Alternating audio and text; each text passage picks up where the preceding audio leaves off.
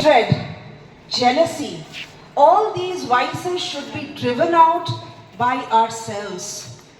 And these, depict darkness, and the light of love, education, kindness, all these will be used to remove the darkness of the vices that we have.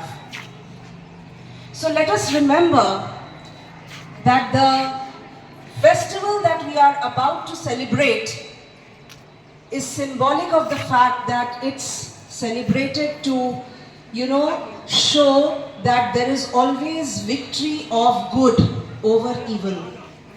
Evil is for some time, but eventually victory will always be of the good. So we must drive all darkness from our lives and from society. This Diwali, as you celebrate, I have two messages for you. I would like to appeal for two things. Will you listen to me?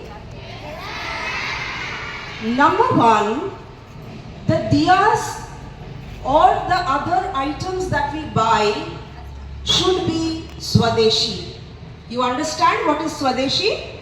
We have to support our artisans so that the economy of the country can flourish.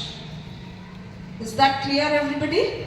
So we must go for Swadeshi articles. This is something that we must keep in mind. So when your parents go shopping, tell them that buy something which is made by our local artisans, so that we can help them out that way and also help the economy of the country grow. The second thing is again create, poisonous gases in the atmosphere.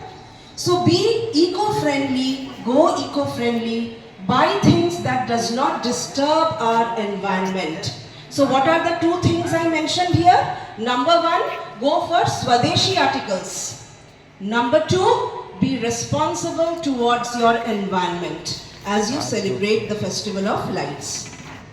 So let us now come together to celebrate this festival with a lot of, fervor.